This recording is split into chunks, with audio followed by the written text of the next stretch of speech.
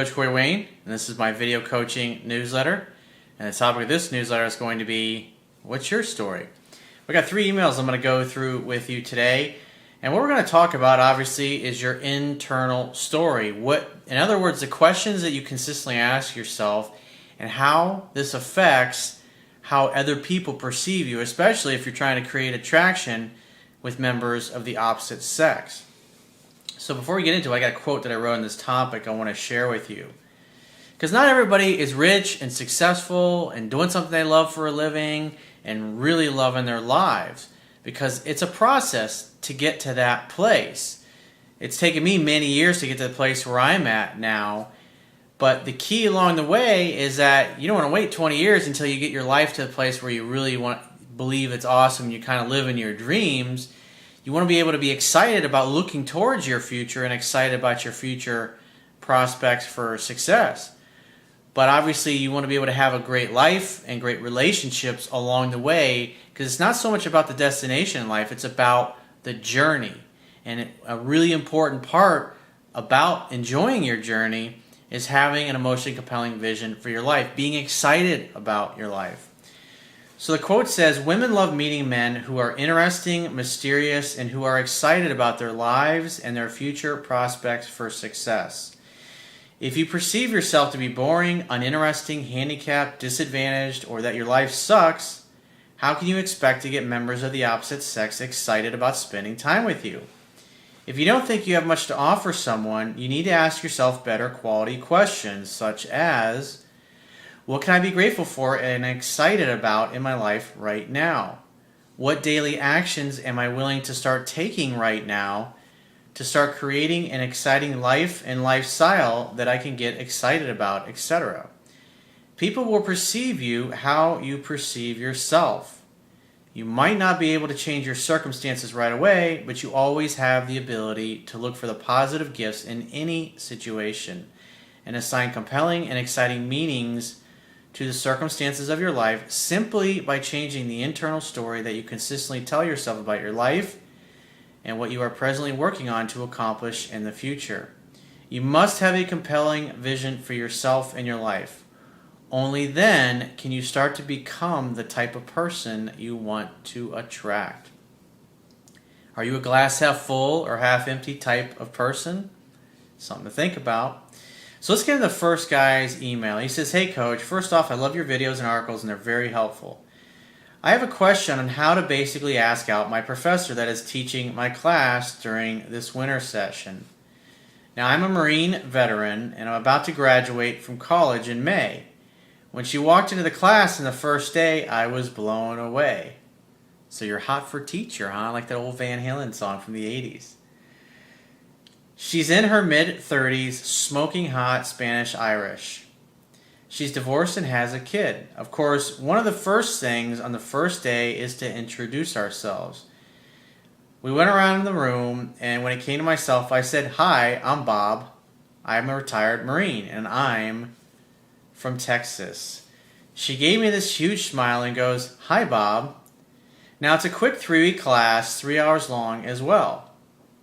During the break on that second day of class, I went out to smoke at my regular spot, and here she comes right behind me.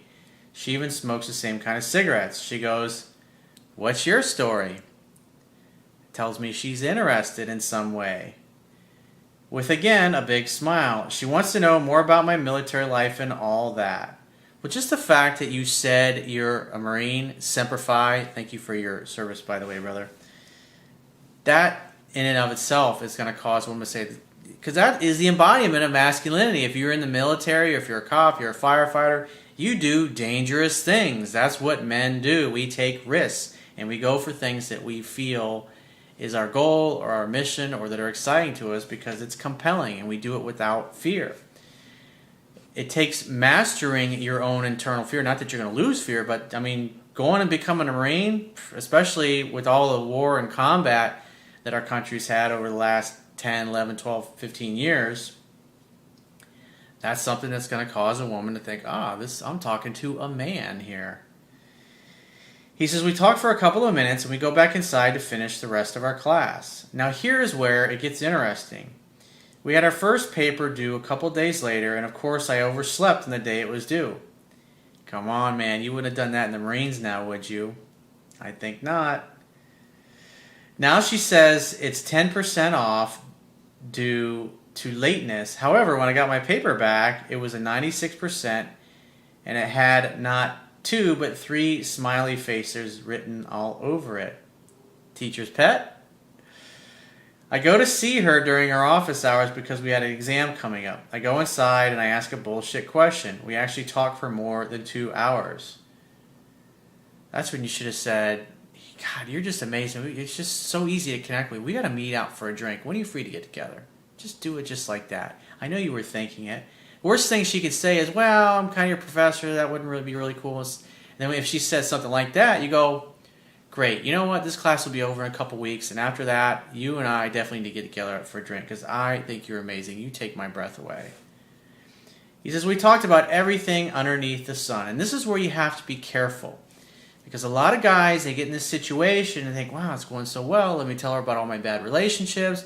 Let me tell her all my fears. Let me tell her about all the things I'm scared of. Let me tell her about all the things that aren't going well in my life. Because we're just sharing. Got to be honest and open, right? So it's important to put a positive spin on everything that you talk about.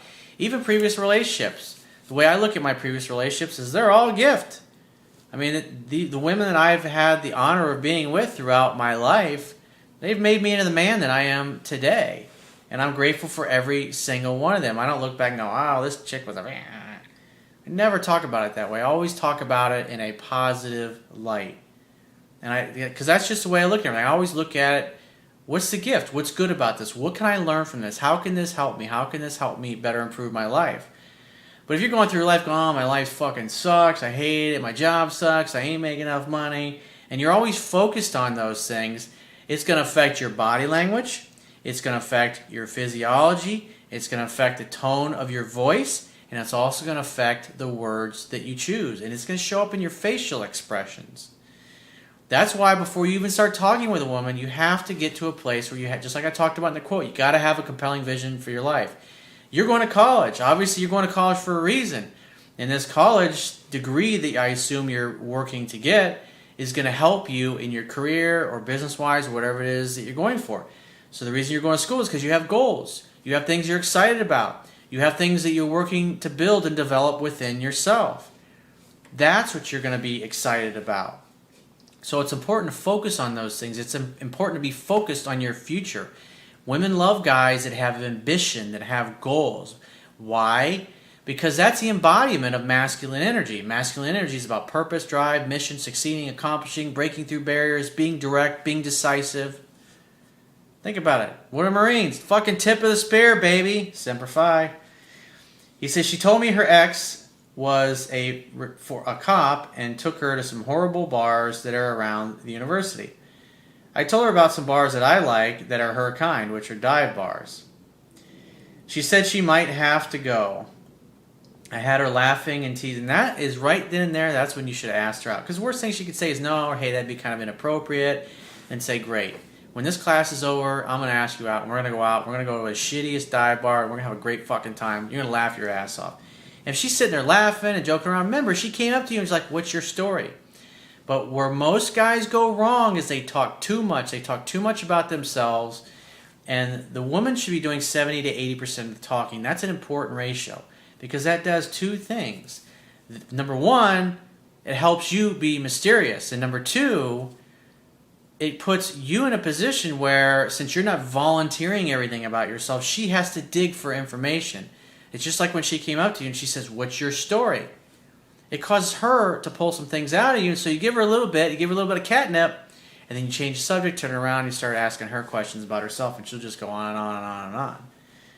And that's what you want. So you walk away from the encounter, you know a lot about her, and she's shared a ton of things about herself, and yet she really hasn't found out very much about you. But she's found out enough to become intrigued. This is how you remain mysterious. This is why women read all these romance novels. They want to discover this stuff. They want to be curious. And if you do all the talking, you talk about your goals and your accomplishments and how great you are, and you do 80% of the talking, by the end of the conversation, especially you spend 2 hours, she knows everything about you. And it's like, what's the point to hang out? And in a minute, when we get to the rest of the email, you're going to see why that's important. He says, I had her laughing. I was teasing her a little bit about where she comes from, and she was smiling the entire time. Well, that's good, because if she's laughing and she's having fun, guess what? She's associating with you. He says, she's asking me all sorts of personal questions. That's a good sign. That communicates she's curious and she's interested about what good bars are around here and whatnot. Now we get to talking about sports and how she's never been to any kind of football, basketball, or baseball game like that. I tell her I have a good buddy who sells tickets, and she goes, well, we will have to wait until the class is done because of rules, ethics, and whatnot. Ha ha ha. In other words, when this class is over, we're going to go out, dude. And as long as you don't talk me out of it. That's a fucking great sign. You see that? Well, we have to wait until the class is done because of rules, ethics, and whatnot. Hint, hint. So we have several indicators of interest here. She's asking you personal questions. She volunteers, hey, we got to wait until the class is over, but then my clothes are coming off. Plus, she also came up to you and said, what is your story? She walked over to you to talk to you. Think about it. You're in, bro. As long as you don't fucking talk her out of it, you are in with the professor. And so she's just communicated that she wants you to wait until after things are over, and then you're going to make plans to get together. He says, but now I went to see her a day ago, and the conversation in her office wasn't as fluid and as fun. Now you're chasing. You don't need to do that. Stop that. And when I go out to smoke, she goes to the left of me and is on her phone. Because now she's probably trying to not give anybody else in the class any idea that she's got the hots for you. Did you ever see the movie Top Gun, where Tom Cruise basically starts hooking up with Kelly McGillis's character, who's the flight instructor, and she's just fucking all over his ass in class? And she's like giving him third degree and kind of shooting him down, like when he's sharing his examples and, you know, pounding his chest about why he's so great. And then later on, she comes up to him and she says, I'm falling for you. I thought everybody would see right through me. And so obviously in her case, it's like there's a mutual attraction, there's a mutual interest there. And now more than likely, she's probably trying to hide it a little bit, which is understandable. He says, I really want to actually date her, take her out for drinks, and would love some advice on how to do that. It would be an epic thing, and I hope your insight might just take on a smoking hot college professor. Thanks again. Well, like I said, I would wait till the very last day of class and then just say, let me get your number. Or if it's a day or two beforehand, say, let me get your number. I'm not going to call you until the class is over, but we're going to go out. We're going to have a good time at those bars that we talked about. And just pull out your phone and go, what's your number? Because what you're doing is you're communicating that, obviously you're showing confidence, you're taking some risks because this is your teacher, but you're also respecting the boundary because you don't want to get her in trouble, obviously, at where she works, because that's obviously going to be a real fear of hers. And it's communicating that you have restraint. You are able to resist your urge to jump her bones, which it's obvious the two of you like each other. Women like it when a guy can resist them. And so, like I said, a day or two before class is over, say, hey, before I forget, let me get your phone number, and once class is over, I'll give you a call in a couple of weeks, and we'll get together, and we'll go out, and we'll go have some laughs, and we'll have some fun, because I think you are absolutely amazing. We obviously have a connection. We have some chemistry here. So what's your number? And then you just pull out your phone, look right down at it, as if, how would James Bond do it? He's going to be thinking from the end, and it's like, of course she's going to give me a number. So you're going to pull out your phone, look right down at it, what's your number? And start putting it in. That's all you got to do, man. And then a week or two after class is over, maybe your report card or whatever, call her up, say, hey, this is Bob. I want to see about getting together and going to the bars that we talked about. Give me a call. My number's blah, blah, blah, blah, blah. That's all you got to do, bro. It sounds like you're pretty much in with Flynn as long as you didn't talk too much and talk her out of it. But one thing you got to stop doing is don't be going to her office looking to talk and chat her up.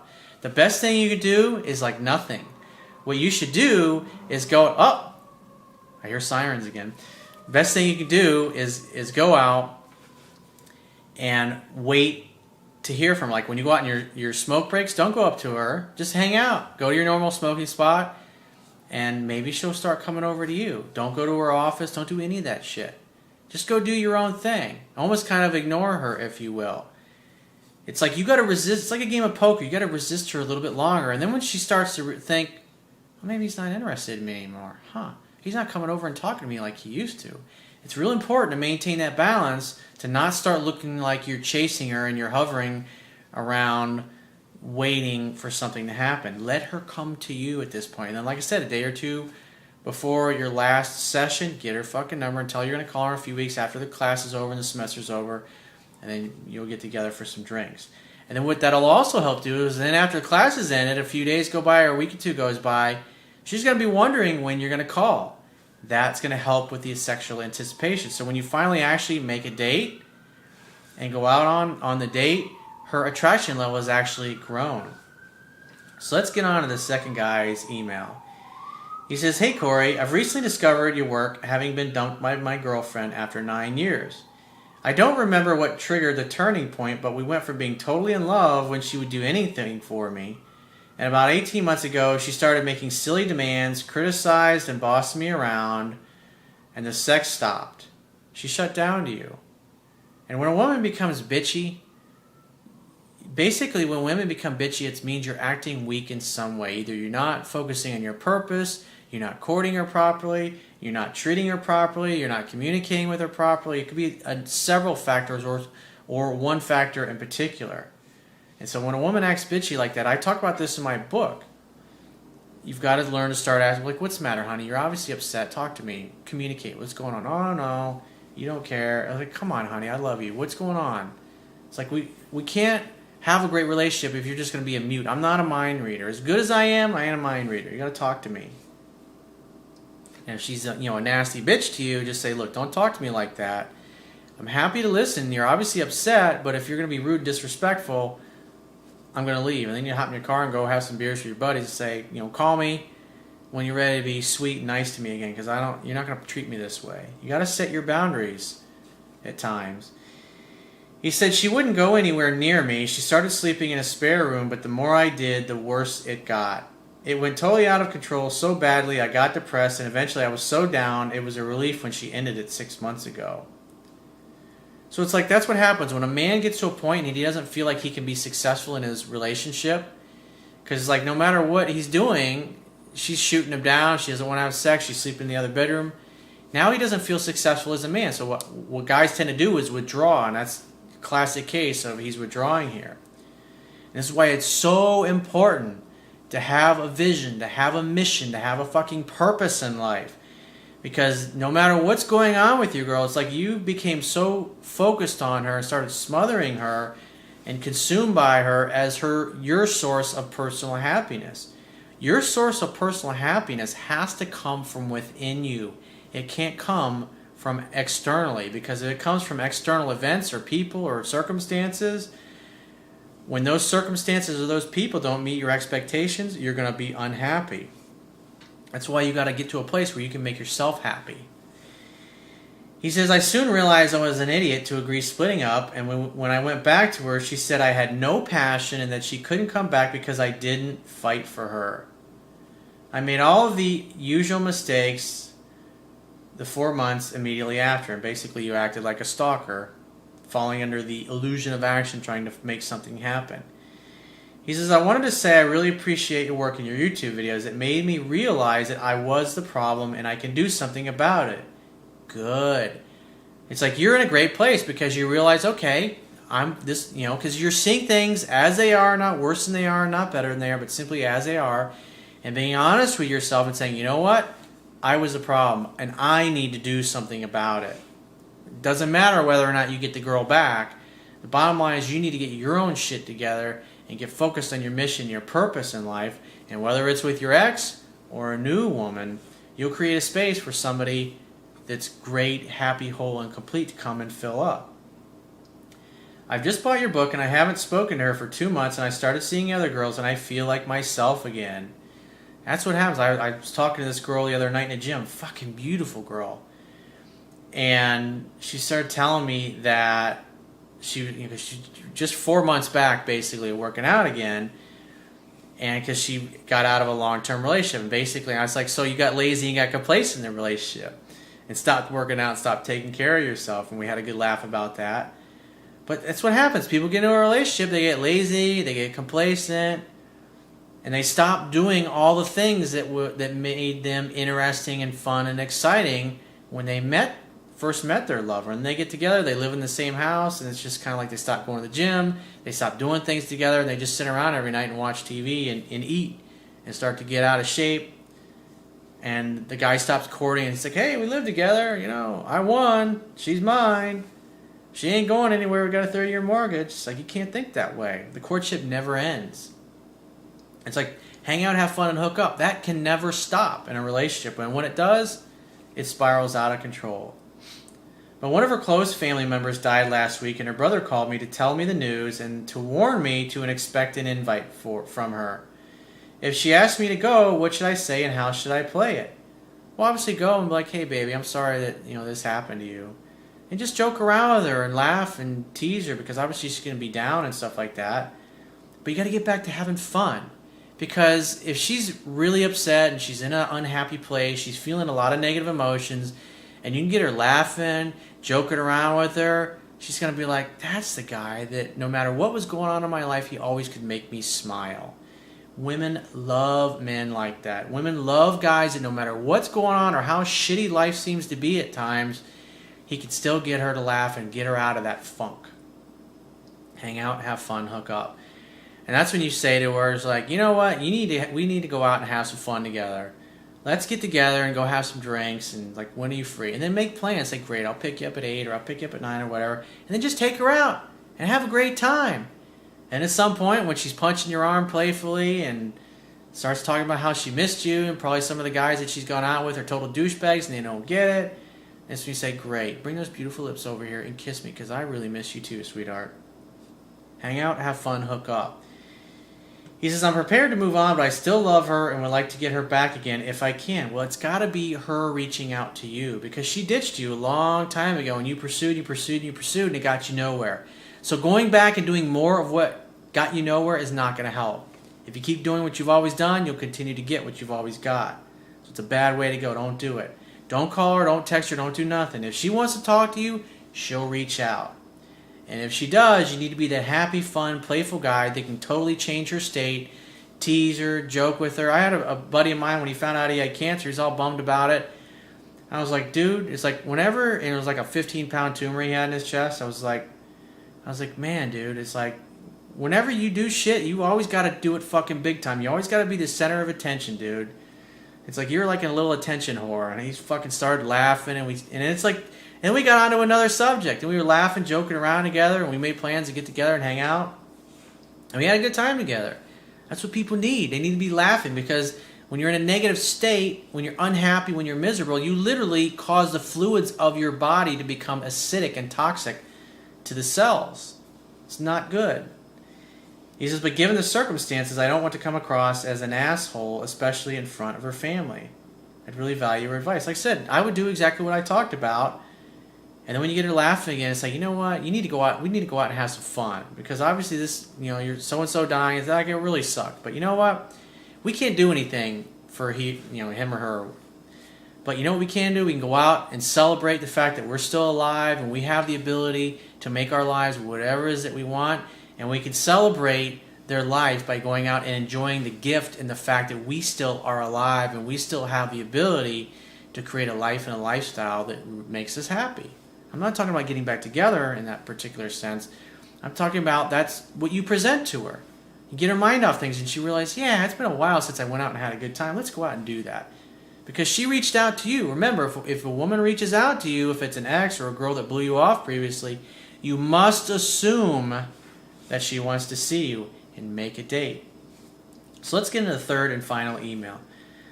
This guy says, hey Corey, I'm a 39-year-old guy in a difficult position, and I would like your thoughts on how to proceed. For the last 5 years, I've had a serious medical issue that forced me to abandon my job, and it's isolated me like crazy. I physically never left the house except for doctor's appointments, and I have no local friends or dating prospects. The past does not equal the future. That's something I learned from Tony Robbins 20-something years ago. And it is so fucking true. So what? Who cares? He says, I'm almost fully recovered now. Awesome. And I'm getting ready to get on with my life. When is now a good time to get on with your life? But I live in a small rural town where there is a Walmart and not much else. Should I try online dating? Abso-fucking-lutely. And in my book, I referenced an article that I wrote, The Ultimate Online Dating Profile. I would suggest you follow that. Get the Tinder, Tinder dating app. That'll get you some options. Or do you have any other suggestions on where and how to meet women in such an environment? What you need to do is you need to get out there and start doing things that you really love and that you enjoy and that you have a good time at. Because if you go out and you start doing fun things, things that make you smile, things that make you happy, guess what? You're going to have a smile on your face. And women are going to notice that. You seem confident, you seem happy, you seem like you're enjoying your life, you seem like somebody that would be fun to be around. And that's what you need to do. Go do things that you really love and that you really enjoy and that bring a smile to your face. And along the way, you're going to meet someone who's like-minded. Join a club. Join an association, an organization, whatever the hobbies are that you may have stopped doing years ago. Get back into those. Join a gym. Start taking care of your body. Start working out. Do things that create an interesting life and lifestyle. Because it's like I was talking about a minute ago. I met a gorgeous fucking girl in the gym the other night. Fucking bad to the bone. And we just started chatting. It's easy. And it's like she takes care of her body. I take care of my body. It's like we have similar goals. We have similar interests, similar nutrition. As far as like how we eat. It's like you can meet people anytime, any place, anywhere. As long as you're going and doing things that really make you happy and bring a smile to your face. It'll make it really easy for you to meet new people. And yeah, the online dating can help. And so can the dating app like Tinder, and there's other apps, social networks and stuff like that you can get involved in. But you got to get out there and start experiencing life. You spent the last 5 years, in essence, cooped up in your house. It's like, because I find that because I work out of my house, I have an office in my house where I work, and it's easy. And I work from home, and I do my videos from home, and so it's easy to get cooped up in the house all the time. And that's why I have a lot of things that I do. It's like when I'm not working, I'm out of the house, I'm doing shit. I'm either out on dates, I'm having a good time, I'm enjoying myself, I'm going to my network chiropractic doctor, I'm going to the gym, I'm going to restaurants that I like, I'm going to farmers markets, I'm going to art shows, I'm just anything that's exciting and seems interesting to me, or I'm going to the mall, or if there's people, I'm going to chat people up wherever I go, get in the habit of being friendly to people wherever you go. But one thing I would suggest to you is you got to read my Kindle ebook. If you go to, on my website, underneath the email sign-up box, there's a picture of my book. If you click on that link, it'll take you right to Amazon.com. You can download the Kindle version. There's a free e-reader app. You can download to any smartphone, tablet, PC that you want to read it on. The book's only $10 to download, and then you'll have it with you wherever you go. It only takes 60 seconds to under 60 seconds actually to download the book. If you'd like to get my help personally, the quickest way is to book a paid phone, Skype, or email coaching, and you choose any of those options by going to my website, clicking the products tab on any page at the top of your screen, and just follow the instructions. And I will talk to you soon.